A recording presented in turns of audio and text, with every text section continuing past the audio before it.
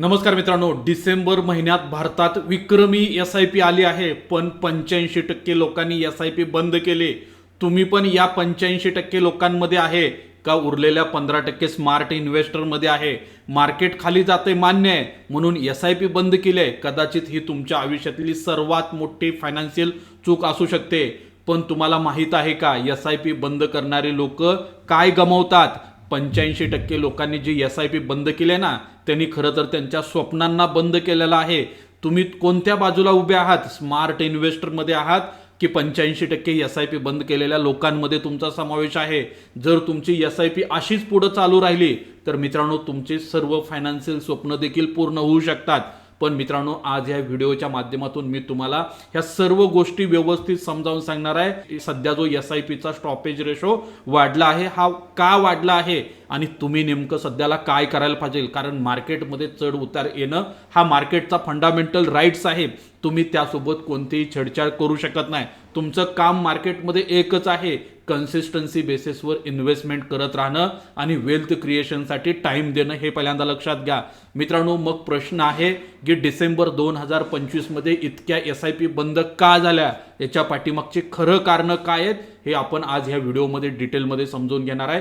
चला मित्रांनो, सुरुवात करूया.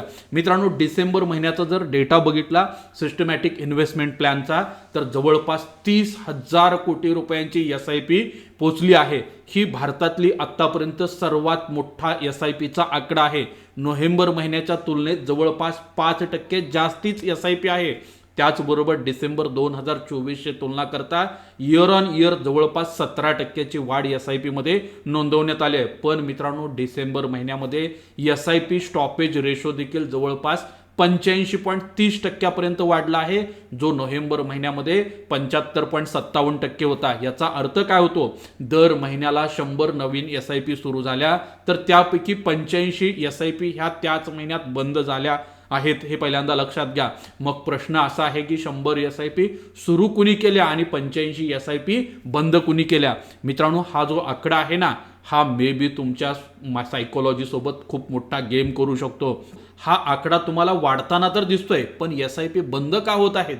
मित्रांनो, बऱ्याच इन्व्हेस्टरने खूप दिवसापासून SIP ला सुरुवात केली आहे. त्यांच्या SIPचं टार्गेट पूर्ण झालं असेल, त्यामुळे SIP बंद झालेले असू शकतात. त्याचबरोबर बऱ्याच वेळेला बरेच इन्व्हेस्टर काय करतात, त्यांचा पोर्टफोलिओ जर चांगल्या पद्धतीनं परफॉर्मन्स करत नसेल तर एका फंडामधून दुसऱ्या फंडामध्ये त्यांचा पोर्टफोलिओ शिफ्ट करतात. त्यामुळे देखील हा आकडा वाढलेला असू शकतो. आणि बऱ्याच वेळेला नवीन जे गुंतवणूकदार असतात, पहिल्यांदा जे गुंतवणूक करतात म्युच्युअल फंडामध्ये, त्यांना 6 महिने 1 वर्ष दम निघत नाही. इन्व्हेस्टमेंट केल्यानंतर त्यांचा पोर्टफोलिओ जर मायनस चालला तर ते SIP मधून बाहेर पडतात. हे पहिल्यांदा लक्षात घ्या. मित्रांनो, डिसेंबर 2025चा जो डेटा आहे तो काय सांगतोय, तर नवीन नोंदणीकृत SIP ची संख्या 60 लाख इतकी आहे. बंद झालेल्या SIP जवळपास 51 लाख इतक्या असलेल्या दिसून येतील. मित्रांनो, ऍक्टिव्ह SIPचा जर विचार केला तर जवळपास 10 कोटीपेक्षा जास्तीच्या ऍक्टिव्ह SIP सध्याला सुरू आहेत. हे पहिल्यांदा लक्षात घ्या. त्याचबरोबर ऍक्टिव्ह SIP अकाउंटचा जर विचार केला तर ते देखील 979 लाख इतके असलेले दिसून येते. मग मित्रांनो, एक प्रश्न तुम्हाला या ठिकाणी जाणवत असेल किंवा तुम्ही देखील विचार करत असाल की इतकी मोठी SIP सध्या भारतात कसं काय सुरू आहे आणि इतके मोठ्या प्रमाणात SIP मध्ये स्टॉपेज रेशो देखील का आहे? मित्रांनो, मार्केटमध्ये रिटेल इन्व्हेस्टरचं खूप मोठ्या प्रमाणात इन्व्हेस्टमेंटमध्ये पार्टिसिपेशन वाढत आहे. त्यांना देखील समजून चुकलं आहे, आपल्याला जर वेल्थ क्रिएट करायची असेल, इन्फ्लेशनवर मात करायचं असेल आणि आपली सगळी फायनान्शियल फ्रीडमची स्वप्न जर सत्यात उतरवायची असतील तर इक्विटी मार्केट हा एक त्यापैकी बेस्ट वे असणार आहे. त्यामुळे खूप मोठ्या प्रमाणात रिटेलर इक्विटी मार्केटमध्ये इन्व्हेस्टमेंट करत आहेत आणि शिस्तबद्ध पद्धतीने ते मंथली बेसिसवर इन्व्हेस्टमेंट देखील करत आहेत. सध्या SIPचा जर विचार केला, आपल्या देशाची जी SIP आहे किंवा टोटल असेट अंडर मॅनेजमेंट जर बघायचं झालं तर ते जवळपास 16.63 लाख कोटी रुपयांवर पोहोचलेलं तुम्हाला दिसून येते. म्हणजे ह्या इंडस्ट्रीची साईज खूप मोठ्या प्रमाणात वाढत आहे. हे पहिल्यांदा काय करा, लक्षात घ्या. त्याचबरोबर मित्रांनो, FY25चा जर विचार केला तर संपूर्ण वर्षात SIP गुंतवणुकीमध्ये 3.34 लाख कोटीहून अधिकची गुंतवणूक झालेली आहे. त्याचबरोबर एकूण ह्या इंडस्ट्रीची साईज जर बघितली तर ती 80.23 लाख कोटीवरती पोहोचली आहे. इक्विटीमध्ये, हायब्रिडमध्ये, त्याचबरोबर इतर फंडामध्ये देखील मोठ्या प्रमाणात इन्व्हेस्टमेंट सुरू होत आहे. मग मित्रांनो 2026 मध्ये SIP करत असताना, SIP कंटिन्यू करत असताना, SIPच्या माध्यमातून फायनान्शियल फ्रीडम अचीव करण्यासंदर्भात आपले जे प्लॅन सुरू आहेत, आपण जे गोल सेट केले आहेत, यावरती आपला कसा परिणाम होतो हे देखील जाणून घेणं गरजेचं आहे. मित्रांनो जर तुम्ही सोशल मीडियाला फॉलो करत असाल किंवा मेन स्ट्रीम मीडियाला फॉलो करत असाल तर सातत्यानं तुम्हाला मार्केटमध्ये निगेटिव्ह न्यूज येत असताना दिसून येतील आणि ह्या निगेटिव्ह न्यूज बघून जर तुम्ही SIP बंद केले तर मित्रांनो साहजिकच स्टॉपेजचा रेशो देखील काय होणार आहे, त्या ठिकाणी वाढणार आहे. मित्रांनो तुमचं फायनान्शियल फ्रीडमचं उद्दिष्ट काय हे फिक्स ठेवा. तुम्हाला 10 वर्षानंतर घर घ्यायचं आहे, 15 वर्षानंतर मुलांचं शिक्षणाचं प्लॅनिंग करायचं आहे किंवा 20 वर्षानंतर तुम्हाला रिटायरमेंटसाठीचं प्लॅनिंग करायचं आहे. मित्रांनो यातलं तुमचं काही ना काही उद्देश असेल आणि हे उद्देश ठेवूनच तुम्ही इन्व्हेस्टमेंट देखील केली पाहिजे. मित्रांनो SIP बंद करणाऱ्यांसाठी एक प्रश्न आहे. मित्रांनो अल्पकाळामध्ये मार्केटमध्ये चढ उतार होत असतात, तो मार्केटचा फंडामेंटल राईट्स आहे. मित्रांनो इतिहासाचा जर अभ्यास केला तर इतिहास काय सांगतोय आपल्याला, तर मित्रांनो बाजार ज्या ज्या वेळेला खाली आला त्या वेळेला ज्या ज्या इन्व्हेस्टरनी मार्केटमध्ये मोठ्या प्रमाणात इन्व्हेस्टमेंट केली त्या इन्व्हेस्टरचे लॉंग टर्म मध्ये खूप मोठ्या प्रमाणात वेल्थ क्रिएट झालेले हे पहिल्यांदा लक्षात घ्या.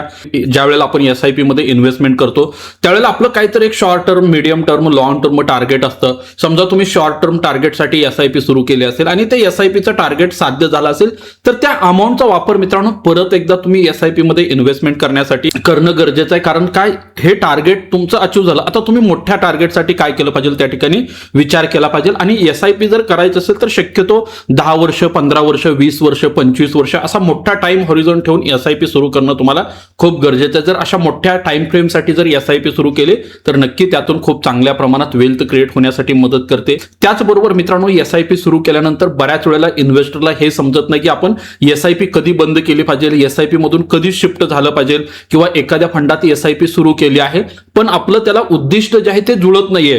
कारण आपल्याला 10 वर्षामध्ये स्वतःसाठी घर घ्यायचं आणि घराचं एक 50 लाखाचं डाऊन पेमेंट करायचं, त्यासाठी SIP सुरू केले पण तुमचा फंडच सध्या परफॉर्मन्स करत नाही हे पहिल्यांदा लक्षात घ्या. मग अशा वेळेला तुम्हाला काय करता आलं पाहिजे, तो फंड बदलता आला पाहिजे. त्याचबरोबर एखाद्या फंडामध्ये जर तुम्हाला जास्त रिस्क वाटत असेल तर त्यातली रिस्क देखील कमी करता आली पाहिजे. तुमच्यापैकी काही जणांच्या मनात हा प्रश्न येऊ शकतो की सर इतकं सारं चेंजेस एकदा SIP सुरू केल्यानंतर करता येतात का, तर नक्की करता येतात मित्रांनो, लक्षात ठेवा. त्यासाठी तुमच्याकडे एक राईट मेंटॉर असणं खूप गरजेचं आहे. जर तुम्ही प्रॉपर प्लॅनिंग करून, प्रॉपर स्टडी करून, प्रॉपर गोल सेटिंग करून जर ह्या गोष्टी केल्या तर नक्की ह्या गोष्टी साध्य होण्यासाठी मदत होते. मित्रांनो बघा SIP बंद करणं काही अवघड नाही आणि SIP सुरू करणं पण काही अवघड नाही, पण आपले गोल्स काय आहेत ते गोल्स तुम्ही जर सातत्यानं बदलत असाल, तुम्ही तुमचं फायनान्शियल फ्रीडमचं टार्गेट बदलत असाल तर हे बिलकुल व्यवस्थित नाही हे पहिल्यांदा लक्षात घ्या. त्यामुळं फंड परफॉर्मन्स चेक करणं देखील खूप गरजेचं आहे. मी खूप सारे इन्व्हेस्टर असे बघितलेत त्यांनी 6 महिना, 8 महिना, 10 महिन्यासाठी SIP सुरू केले आणि त्यांचा फंड काय व्यवस्थित परफॉर्मन्स करत नाही, मग लगेच त्यांनी काय केले SIP बंद केलेत. मित्रांनो इक्विटी मार्केटमध्ये जर तुम्ही इन्व्हेस्टमेंट करत असाल तर कमीत कमी 5 ते 7 वर्ष मार्केटमध्ये थांबा. जोपर्यंत तुम्ही थांबणार नाही तोपर्यंत तुम्हाला इक्विटी मार्केटची काय जादू आहे, पॉवर ऑफ कंपाऊंडिंग किती मोठ्या प्रमाणात काम करतं हे लक्षात येत नाही हे पहिल्यांदा लक्षात घ्या. त्याचबरोबर बऱ्याच वेळेला काय होतं ते सांगतो मित्रांनो, आपण SIP तर करतो, इन्व्हेस्टमेंटला सुरुवात पण करतो, आपलं इन्कम देखील वाढतं, पण इन्कम ज्या प्रमाणात वाढतंय ना त्या प्रमाणात बरेच लोक SIP मधली अमाऊंट वाढवत नाहीत. तर मित्रांनो तुमचं इन्कम ज्या ज्या वेळेला वाढेल त्या वेळेला तुम्ही स्टेप अप SIP करणं गरजेचं आहे. कारण लॉंग टर्म मध्ये वेल्थ क्रिएट करायची असेल तर त्यासाठी step up SIP one of the best way आहे हे पहिल्यांदा लक्षात घ्या. त्याचबरोबर मित्रांनो बऱ्याच वेळेला काय होतं ते पण सांगतो तुम्हाला, बाजारामध्ये अप्स अँड डाऊन्स येत असतात, बाजारामध्ये चढ उतार होत असतात. अशा वेळेला पहिलं 1 ते 2 वर्ष मार्केटमध्ये तुम्हाला कन्सिस्टन्सी बेसिसवर इन्व्हेस्टमेंट करत राहणं खूप गरजेचं आहे. आणि बरेच इन्व्हेस्टर पहिल्या 1.5 ते 2 वर्षामध्ये त्यांच्यासाठी खूप कठीण जातात, कारण ते दररोजच्या दररोज SIPचे रिटर्न्स बघतात, पोर्टफोलिओला बघतात, मग रिटर्न दिसेना झालं का ते काय करतात, बाहेर पडण्यासाठी प्रयत्नशील असतात हे पहिल्यांदा लक्षात घ्या. त्यामुळे शक्यतो अशा गोष्टी तुम्हाला टाळणं गरजेचं आहे. आता बघा मित्रांनो तुमच्यासाठी एक हेल्थ चेकअप प्लॅन पण मी सांगतोय हो का. तुम्ही जी SIP सुरू केले हे तुमच्या टार्गेटशी मिळती जुळती आहे का हे पहिल्यांदा चेक करा. त्याचबरोबर तुम्ही ज्या गोष्टीसाठी गुंतवणूक केली आहे त्याचा कालावधी किती आहे, 5 वर्ष, 10 वर्ष, 15 वर्ष. तुम्ही जर 10 वर्षापेक्षा जास्त काळासाठी इन्व्हेस्टमेंट करत असाल तर मिड कॅप असेल, फ्लेक्झी कॅप असेल किंवा स्मॉल कॅप फंड तुमच्यासाठी बेस्ट ठरू शकतात का, किंवा तुमची रिस्क घेण्याची मार्केटमधली कॅपॅसिटी किती आहे, तुम्ही तुमचं रिस्क प्रोफाइलिंग केलं आहे का, ते जर गोष्टी करून SIP सुरू केली असेल तर मित्रांनो ती SIP सहजासहजी बंद होत नाही, पहिल्यांदा लक्षात घ्या. मी असे खूप सारे इन्व्हेस्टर बघितले ज्यांच्या पोर्टफोलिओमध्ये 6 ते 7 स्मॉल कॅप फंड सुरू आहेत, 4 ते 5 मिड कॅप फंड सुरू आहेत, 4 ते 5 सेक्टरल फंड देखील आहेत त्यांच्या पोर्टफोलिओमध्ये. मग हे असं का होतं? इतकं डायव्हर्सिफिकेशन खरंच गरजेचं असतं का? तर हे असंच नाही, पहिल्यांदा लक्षात घ्या. ऍक्च्युली तुम्हाला जर प्रॉपर डायव्हर्सिफिकेशन केलं, प्रॉपर ऍसेट अलोकेशन केलं, तर 2 ते 3 फंड देखील तुमच्या इंडेक्सला काय करू शकतात? बीट करू शकतात.